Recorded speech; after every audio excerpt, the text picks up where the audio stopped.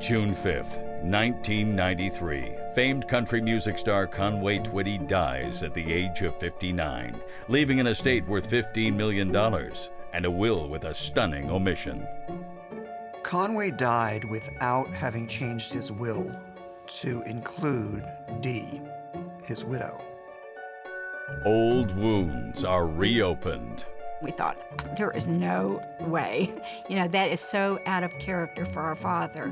And to be involved with a woman that had been a friend of mine. A family's private life is put up for sale. We couldn't believe it. Everything, our baby pictures, Mother and Daddy's love letters, Mother and Daddy's divorce papers. And a 15-year legal war begins. It did not surprise me that they campaigned so actively to contest how the estate was divided, because that's all they have.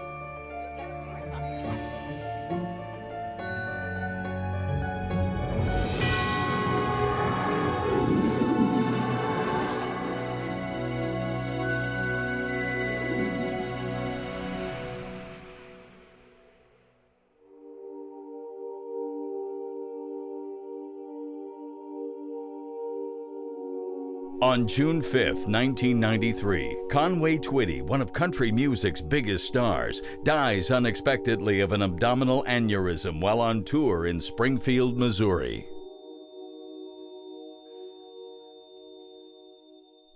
His tour bus driver, an old friend, Bill Parks, helped get Conway to the hospital.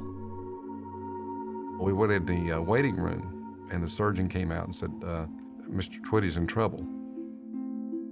The surgeon explains that Conway Twitty has suffered an abdominal aortal aneurysm. One of the major blood vessels in his body has ruptured. The condition is almost always a death sentence.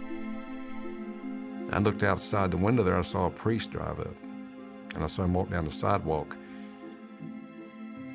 I'm thinking, if this priest comes in here, this is serious. Well, the priest did walk in. Doctors do their best to save the singer, but to no avail. He never knew anything after surgery. I think it's 7:51 a.m. in the morning, the machine flatlined. What do you do after that? You lost your best friend there, you know. It happened so quick. Conway's third wife, Dee, is by his side when he dies. His child from his first marriage, Michael, as well as his 3 children from his second marriage, Joni, Kathy, and Jimmy, are all able to make it in time to say goodbye. Everybody is in shock. Joni, his eldest daughter, recalls arriving at the hospital.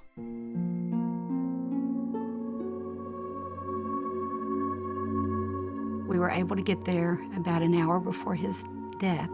And I think he was waiting on us. You know, I think he waited throughout the night for his heart to stop so that we could all be there.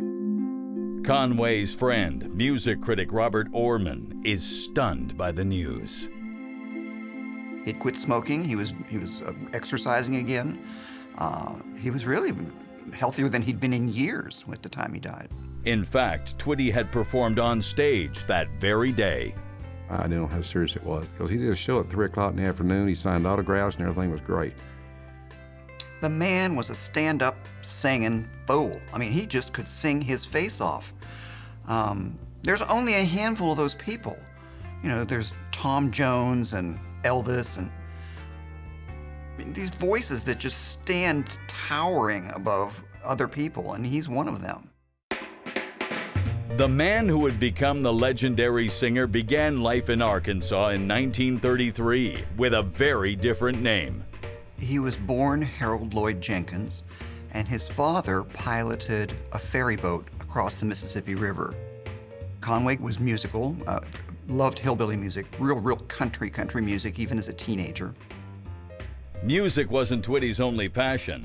He might have had a completely different career had circumstances been different. Conway was a good enough baseball player to attract the attention of the Philadelphia Phillies. But instead of batting homers in the major leagues, Twitty ended up in the Army. He went into the service during the Korean War, and when he got out, he heard Elvis Presley, and that changed everything. The young Harold Jenkins became Conway Twitty at the very start of his music career. The story goes that he felt that Harold Lloyd Jenkins, which was his real name, was not show busy enough or memorable enough. And he chose the names of 2 towns, Conway, Arkansas, and Twitty, Texas, and adopted it as his name, Conway Twitty. And you gotta admit, it's catchy. It was clear from the beginning that he had talent to burn. I mean, he just tore the house down. I mean, those early rockabilly years in the 50s, you just did not follow him. By the time he did It's Only Make Believe, that was it. Early on, Conway Twitty established himself as a rockabilly sensation, but rock and roll was not where his heart lay. Conway had lived the life of the rock and roll teen idol, and at some point his heart just went out of it. He wanted to get back to being who he really was, which was a country music lover. Beginning in the early 1960s with singles like Hello Darlin', Twitty quickly established himself as a country music superstar. We're talking about somebody who had hits for 5 decades. I mean, at the time of his death, he had more #1 records than anybody in country music. But the enormous success Twitty knew in his lifetime would do nothing to forestall the controversy that was about to erupt. On June 14, 1993, 9 days after Conway's death, a meeting of his 4 children and their stepmother Dee is convened at the house Dee shared with Conway outside of Nashville. Brenda Clark, who would eventually become counsel for Conway's children, explains. When the estate was filed, the will directed that 2 men be named the co-executors of the estate. The executors' names are Hugh Carden and Don Garris. Mr. Carden was a business manager for Conway Twitty for many years, and Don Garris was a certified public accountant. And as Garris and Carden read the will, the seeds of a 15-year legal war are sown. The will left everything to his 4 children, to Michael, Kathy, Joni, and Jimmy. He wanted everything to pass through his bloodline and to remain there. That was clear from the will. As for Dee, although she inherits the valuable mansion she shared with Twitty, as well as a generous portion of his life insurance policy, Conway's last will and testament does not even mention her. Conway died without having changed his will to include Dee, his widow, because they had not been married long. And who thinks you're going to die at 59? But to the astonishment of Joni and her siblings, although Dee is not named in the will, according to Tennessee law, she still has rights to 1/3 of the Twitty estate. Between Conway's song royalties and his property, his estate is worth $15 million. Legal expert, attorney Jordan Charnas, was not involved in the Conway Twitty estate battle, but he knows all about the legal questions involved. Tennessee has a special law which says that the spouse is still going to be able to inherit something even if they have nothing written towards them in the will, because the law protects their rights as spouses and says they should inherit something. All might have been well if Dee had a friendly relationship with Conway's children. But there are long-standing tensions between them. Conway's daughter Joni recalls the beginning of Dee's relationship with her father in the mid-1980s. Dee and I were friends way before they ever had a relationship.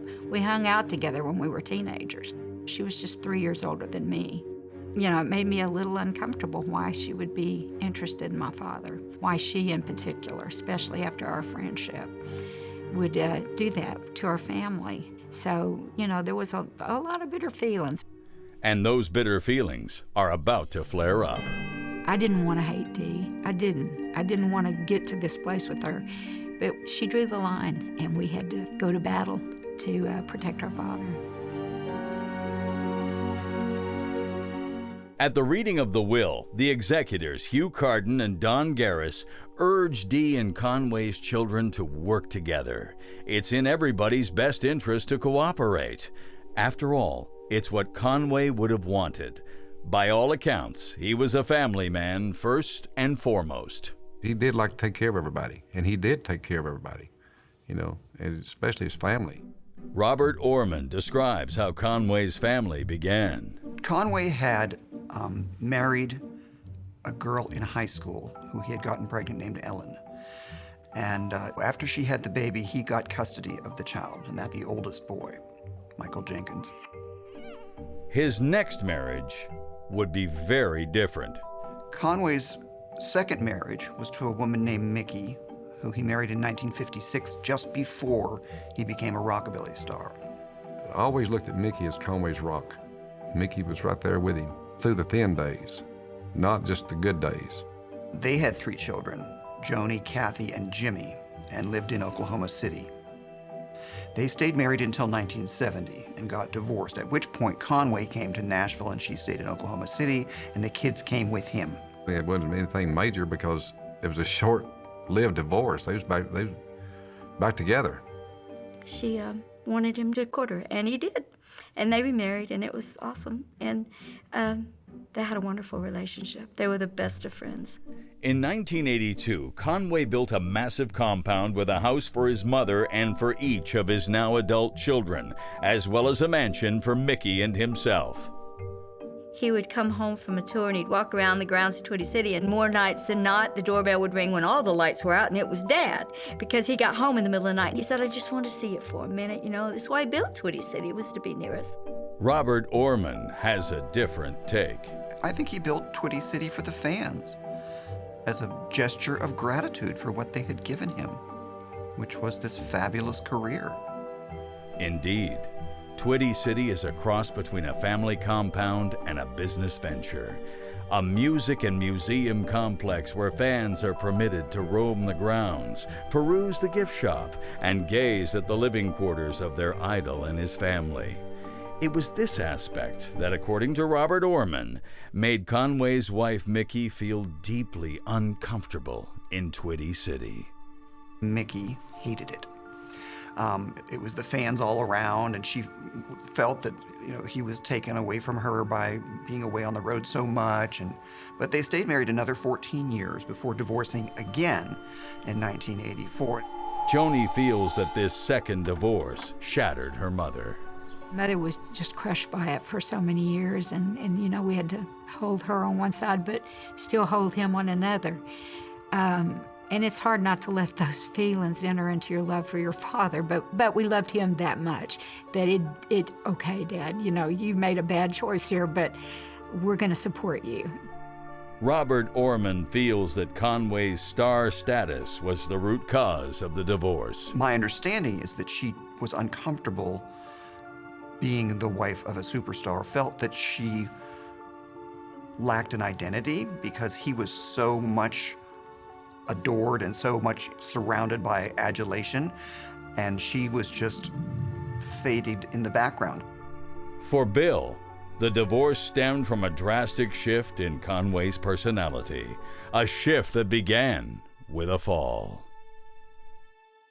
In 1981, when he fell and hit his head against the steps of the bus, after that's when his personality changed almost 100%, I'd say. When Dad hit his head on the back of the bus step, John Huey, who worked for Dad at the time, he said it was like a gunshot had gone off. It was that loud. He hit his head so hard. Dad slipped and hit his head, and then we witnessed his personality changes. He just wasn't himself anymore. It was like he couldn't think straight. He'd get so frustrated because he couldn't finish a sentence. And one time he picked up the remote control and tried to dial a phone number on it. Thought it was a phone. One time he tried to sharpen a pencil in a can opener. I mean, he was totally not himself. Robert Orman is unaware of Conway's fall, and while he agrees that Conway changed in the early 1980s, he thinks the change was for the better. At this point, Conway really throws open the gates to Twitty City and has Christmas displays there, and really opens up for the first time in his life to having the fans just inundate him at Twitty City. It was also in the 1980s that Conway would divorce Mickey and marry 33-year-old Dee Henry. Dee had first entered Conway's life in the late 1970s. In 1974, I lived at a certain point with my uncle, and his wife, Evelyn. And Dee was coming out on the weekends and staying with them at that time. It was before she came to work for our father. So I got to know her, and we became friends. In 1977, Dee began working for Conway as an office assistant. But by the mid-1980s, she had taken on a much larger role, becoming one of Conway's producers and a liaison with the music industry. She would eventually accompany him on his tours, and they would rarely be seen apart. Dee was everything to Conway. She was his production assistant. She was his right-hand person in all things. It wasn't like she told the band what to play or what notes to play. She didn't know anything about music. She'd say, well, it sounds funny right there. Well, okay, is it flat or sharp, you know? I'd go over to the studio where they were recording, and she'd be taking notes and making sure that every person who was on the session was notated, and who played steel, who played drums, who did the guitar work, who sang the backup vocal. I mean, just every little detail about the session, she knew it. She was there, and she paid attention. In 1987, 3 years after his divorce from Mickey, Conway married Dee. We thought, there is no way. That is so out of character for our father to be involved with a woman that had been a friend of mine. Our father knew that we were all upset, and he knew that we had hopes that our parents would eventually find their way back together. But in Robert Orman's view, Conway's marriage to Dee was the result of true love. I know that Conway did love Dee. I mean, that you can't be with somebody 24/7 as they were and not be totally into each other. You never saw one without the other. It truly was the love of his life, I believe. Despite their wounded feelings, Conway's children come to accept the new marriage. I wrote him a letter, and it was very personal, but I told him that how much I loved him, and that if he loved her, there's certainly some place that I could find to love her. Now, in the wake of Conway's death, this uneasy truce begins to crack. The executors, Hugh Carden and Don Garris, halt the regular salaries that Conway had doled out to his children while he was alive. Hugh Carden said your dad didn't have any money. We don't have any money to pay anybody anything. And I said, you're lying. You're lying to me. And he said, no. And so I just went home and collapsed into a pile of tears. The executors explain that Twitty City has no cash with which to pay Conway's children, and they say that to pay them out of the estate funds would mean distributing their inheritance before the estate is settled. Meanwhile, the executors hire Dee as a consultant to carry on negotiations with record companies on behalf of the estate. Dee Jenkins knows her way around the country music business, and that's always the way she came off to me, as a real, true music business professional. But Conway's children struggle to understand the new working relationship between Dee and the executors. Hugh Carden and Dee Henry did not even speak. I mean, it was very, very strained, their relationship. And now they were sitting side by side. Conway's children feel increasingly excluded from the process of settling their father's estate. They prepare to fight back. Dad said, you know, in my will there's a provision that if the majority of my heirs want to remove the executors, you will have the power and you will replace them. The understanding between Dee and Conway's children is coming undone.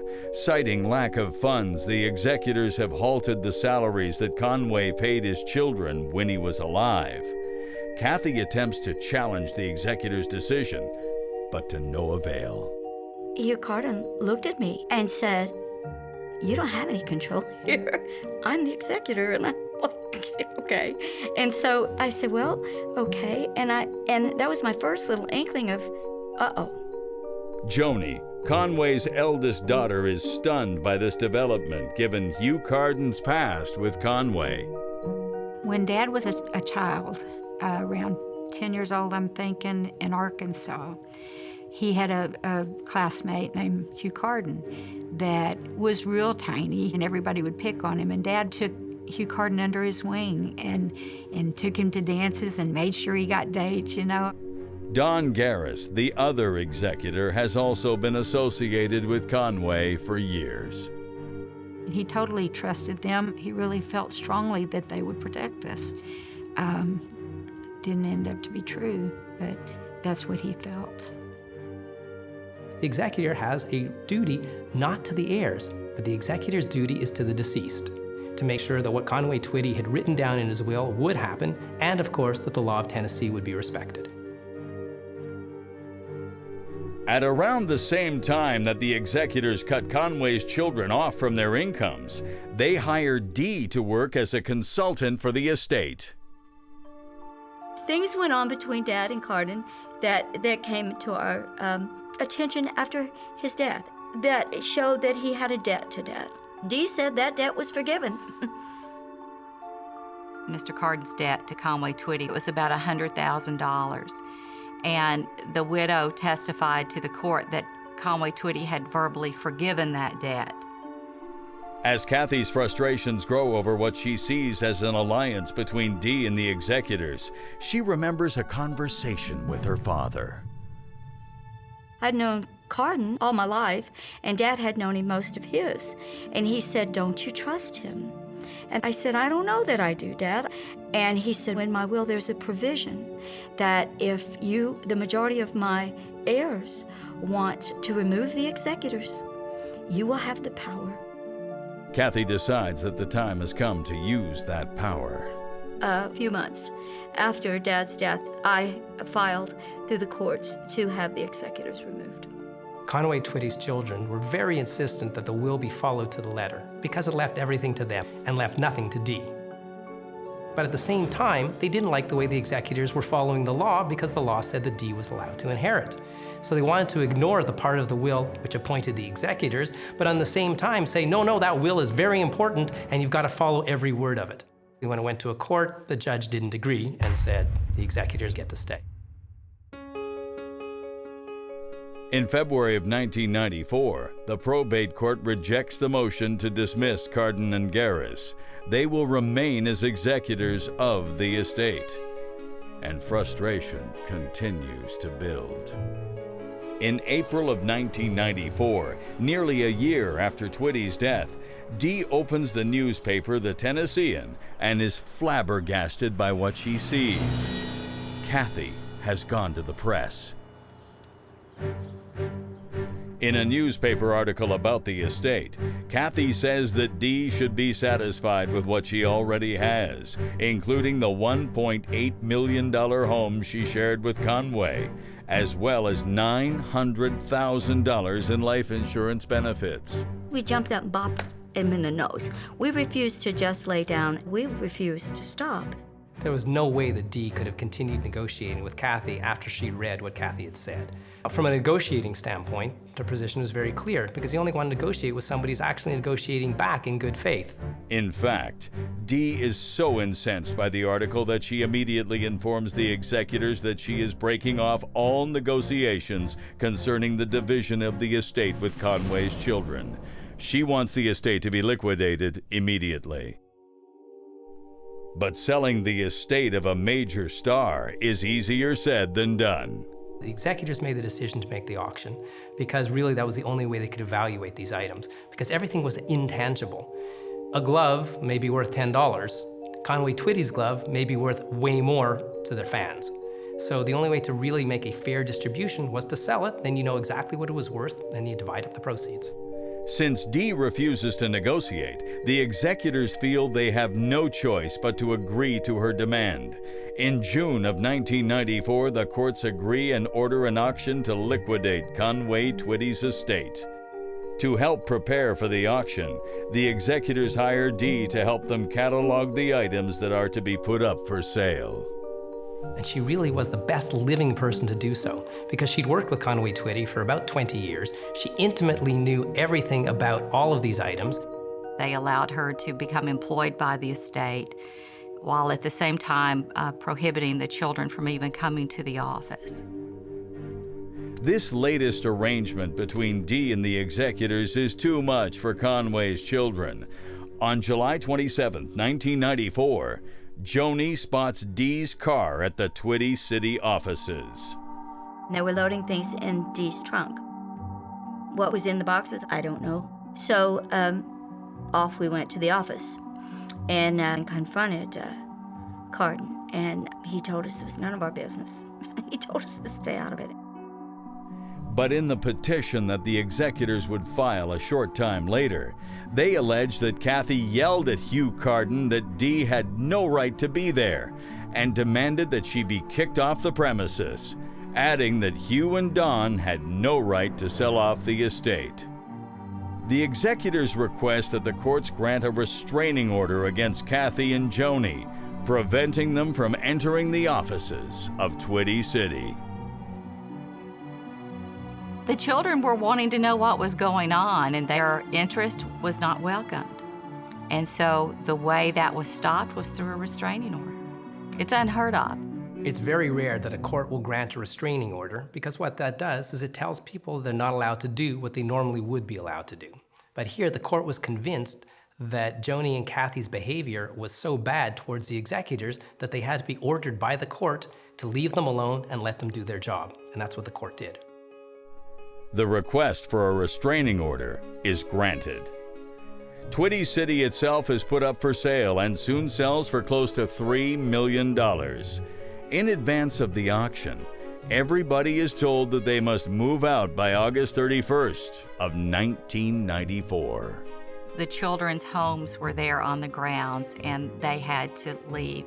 So a year after their father's death, not only were they still dealing with the sadness and the grieving process of losing their father, they were dealing with his property being sold, their homes being uprooted, and they had to go find other places to live. It was a really hard thing. It wasn't just the children. His aging mother was dispossessed of her house. Conway Twitty would have been very unhappy to know his mother was being so mistreated. She was 81. It was harder to watch her have to move than it was for me and my children to have to move. But on October 6, 1994, 16 months after the death of her famous son, Velma Jenkins, too, would pass away. 2 weeks after she was told she had to leave from Twitty City, I got the call in the middle of the night, and they said, Mama's in trouble. She's not going to make it. And I drove through the night, and by the time I got there, she was already gone. I didn't make it in time. Overwhelmed by the simultaneous loss of her grandmother and her home, Joni moves to a suburb of Nashville. Here, she makes a new and valuable friend. My first home outside of Twitty City was right next door to Brenda. Had no idea who she was. I lived next door to Joni after they were forced to leave Twitty City when that was sold. Joni moved in next door to me. I would get up at night, 2 or 3 o'clock in the morning, and I would see her sitting at her kitchen table crying. But it would be years before Brenda would end up representing Joni and Kathy. In the meantime, Kathy and Joni continue to battle the executors every inch of the way. We were fighting to stop the auction. My sister and I laid down $100,000 plus to stop the auction, and we were determined. Soon, the potential sale of Conway's belongings sparks outrage from an unexpected source. She said, this is mine. This is my mail. They can't sell my mail. And a surprising request infuriates the public. They started reporting that she had filed this petition to disinter his body and to cremate it.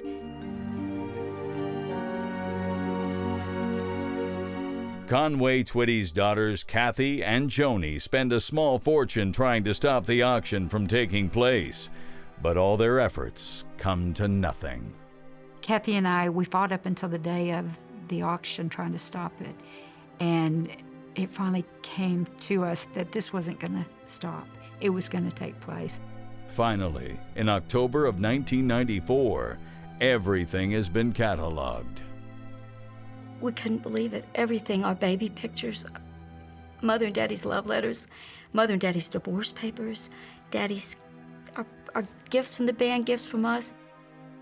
Over the course of 3 days, fans show up for the auction at Twitty City to bid on everything from canceled checks, gold records, and vintage guitars to a 1956 celery green Thunderbird and Conway's rhinestone-studded suits. It was almost as hard as losing our dad again. These things that were a picture of his life. The executors tried to be nice guys and thought that perhaps the kids and Dee might actually have certain memorabilia that they wanted. So what they did was they gave the kids about $50,000 each and Dee about $100,000 so that they could purchase whatever items had significant personal value to them. When it came time for our Mother and Daddy's marriage and divorce papers to be auctioned, Kathy and I, for the first time, stood up with our little paddle and said $100. And to the credit of the auctioneer, he said sold. He didn't give anyone else a chance to say a word. And there are others who are sympathetic to Joni and Kathy's cause. This good friend of ours, Jay Jackson, came up and he laid 3 $100 bills in my hand. And he said, there's no way you're gonna buy that. That belongs to you. It meant a lot to us that somebody cared that much for Dad, that they would see to it, that his children were suffering so much. I'm sorry, it's a really emotional thing. But it was a hard day. It felt like Daddy dying again. Joni and Kathy aren't the only ones trying to preserve what they can of their parents' relationship. Their mother, Mickey, has also made an appearance. Nobody is more surprised than her to see some of the items up for auction. Mickey saw that the love letters that Conway had written to her were there at the auction. She said, that's my mail. How can they sell my mail? And she went over there and she started lifting the glass and pulling out her things and saying, these are mine. The police officers who were there doing a job, off duty, they came and surrounded Mom and said, Miss Jenkins, please don't make us do that.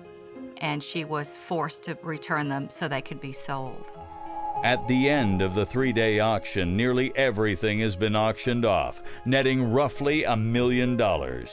In the wake of the auction, the relationship between Dee and Conway's children is at a record low. Yet it will soon get worse as a new controversy erupts 2 years later in 1996. The children were trying to get the medical records from the hospital in Missouri to help them understand why their father died 3 weeks after he had passed a multi-million-dollar insurance policy physical. In February, Dee makes a surprising request to the court concerning Conway's body. On Valentine's Day, Dee Henry filed a petition under seal with the Chancery Court of Sumner County asking for permission to disinter his body and cremate it. The headstone over Conway's grave also had Dee's name on it, on which insulting graffiti had been scrawled. Dee was horrified when she saw that the gravestone had been defaced, and she wanted to have this taken care of. She wanted Conway Twitty's remains removed and taken out from where they were, cremated, and put somewhere else where it would be safe. Daddy didn't want to be cremated. We weren't going to have it, to have his precious body destroyed. Enough of him had been destroyed. Leave him alone. The public response was very negative toward the widow, and she dismissed her petition. But the negativity is about to go into overdrive.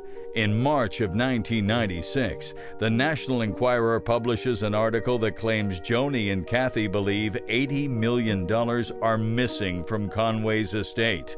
The article states that Conway stashed tens of millions of dollars in offshore accounts, but now those accounts were empty and nobody knew where the money had gone.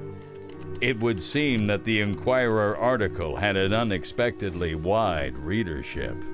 The IRS did step in to investigate, and they ordered the executors to find out if these assets existed, and if so, of course, then the estate would have to pay taxes on them. On the 28th of June, 1996, the executors receive a letter from the IRS asking if indeed there are $80 million unaccounted for by the estate. And they're not the only ones who hear from the tax collectors. Somebody rang my doorbell, and this woman and man were standing there at the front door, and she said, "Hi, my name is so-and-so, and I'm with the Internal Revenue Service." This is like the nightmare everybody fears, you know. But these people were serious, and they deposed me for like 10 hours. So I was under the gun for a long time. And Since the Inquirer article implies that Kathy and Joni are the information sources, the executors demand through the courts that the two women bring forward any information that they might have about the alleged offshore accounts. The executors had to find out whether this hidden money actually existed. So, in order to do their job properly, the executors had to ask Kathy and Joni to come forward and say where that money is and if it existed. And as the allegations swirl, the IRS continues to investigate the whereabouts of Conway's missing millions. Everybody knows the IRS goes out there and gets money you don't want to give them. They have a duty to do that. That's their job. And they do it to the best of their ability. As the IRS ratchets up the pressure, Joni and Kathy soon find themselves in the hot seat. someone had said that there was foreign bank accounts. I mean, they kept reporting, you know, that the estate was $50 million. It was, The last year of Dad's life, he made $3 million. Where was that? Where was all that money? And another confrontation looms. And she said, well, I loved Conway Twitty. And I said, his children loved him. These are his children. And they have a right to be here. The National Enquirer claims Kathy and Joni Twitty believe that $80 million have gone missing from their father's estate. The executors demand to see any evidence they might have. Well, the children didn't disclose anything to the Enquirer about there being missing millions. we didn't know. You know, we didn't have facts. We were speculating on things and asking questions about things, but we really had no idea what was there because we were shut down from knowledge. In December of 1996, Kathy and Joni file a document stating they have no knowledge of the alleged $80 million, and they deny speaking with the National Enquirer. Someone had talked to the Enquirer. We don't even know how the source came about. Never got facts straight either. But, you know, that's pretty par for the course in those kind of magazines, and a lot of inaccuracies written. In the end, the IRS can find no evidence of the alleged offshore accounts. They close their investigation. But this controversy is merely the background to a pitched battle that begins in the spring of 1996. At issue is the settlement of the final segment of the Conway Twitty estate, the intellectual property rights to his music, name, and likeness. It's at this point that Brenda Clark becomes involved. Joni came to me and was telling me what all had happened, and they were looking for a lawyer with passion who understood what their fight was about. And so I got involved because I saw what I thought was an injustice occurring in the estate. And my goal was to save the music. That was my directive, to make sure that his music stayed in his bloodline. In April of 1996, the executors proposed that Conway's children inherit their father's songwriter and artist royalties, which have been valued at $3.4 million. For her share, Dee would have the rights to Conway's name and likeness, which have been valued at $380,000. The children turn the proposal down flat. So Dee makes a counter-proposal. The widow took the position, if you don't distribute it all or in part to me, I want it sold at public auction. The court stepped in and said, we're not going to sell it. We're going to allow the two parties, the widow and the children, to bid for it. Once again, Conway Twitty's legacy will go on the auction block, but this time it's a private auction between only two parties, Dee and Conway's children. What happened is that the widow would make a bid, the children would make a bid through lawyers, through documentation, until it got up to the point where the widow bowed out and the children were the successful bidders. Using money from their share of Conway's estate, his children walk away with the rights to his intellectual property with a massive bid of $4.2 million. But the case is far from settled. A month later, in September of 1996, there is yet another confrontation that fuels the bitterness between Dee and Conway's children. This confrontation is triggered by a charity event involving music critic Robert Orman. Dee went to the Nashville Network and convinced them that an all-star tribute concert to Conway Twitty should be held and made into a television special. And it was a remarkable show, and I was proud to be associated with it. In fact, this wasn't the first time that Dee and Robert had worked together. Dee had been laboring to keep Conway's legacy alive ever since his untimely death. After his death, his widow and I prepared the box set that came out covering his entire career of CDs. The executors, who at this point still controlled the intellectual property rights, gave Dee and Robert the go-ahead to use Twitty's music. The box set recorded Conway's extraordinary musical legacy. Dee thoroughly understood the show business and the entertainment world. They don't call it show art, they call it show business, and you have to treat it like a business if you're going to succeed. And that's, I think, what Dee and Conway shared. That passion for Conway's music would lead Dee to help in the creation of the TV special. Dee talked the Nashville Network into doing a memorial concert television special. Conway's children are invited to both the concert and the VIP after party. But a private screening of the accompanying TV special on September 12, 1996, would spark yet another clash between the embattled opponents in the Twitty estate conflict. I had been meeting with Kathy and Joni and their mother, Mickey. And when we left that evening, there was a sign on the first floor that said, Twitty Private Screening.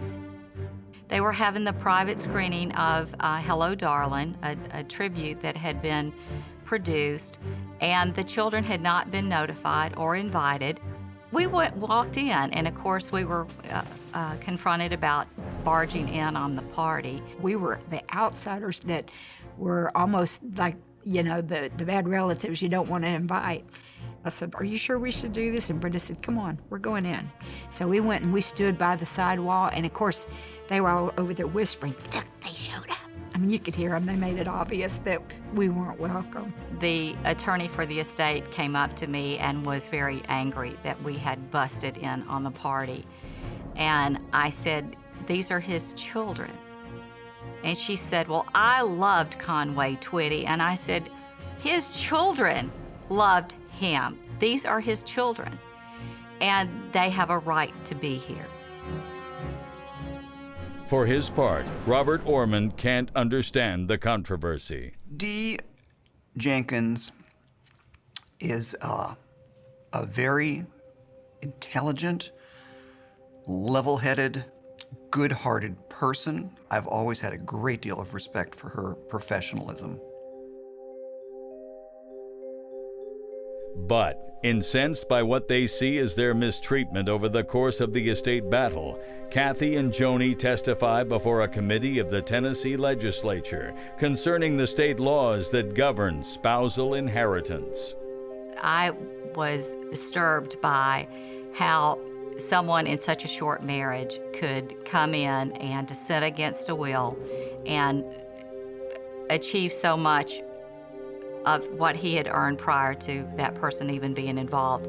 So I arranged for my clients to go talk to the state legislature. And as a result of that testimony, the state legislature changed the law so that the dissenting spouse gets a percentage based on the years of marriage.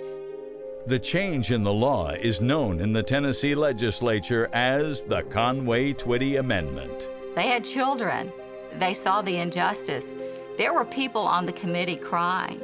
Legislators were crying. They came up after, a number of them, and hugged Joni and Kathy and apologized for the law allowing what had happened. They were touched. But the court battles continue as lawyers wrangle over the finer points of Conway's intellectual property. In June of 1999, the appellate court finds in favor of Conway's children on several issues, giving them complete control of Twitty's intellectual property rights.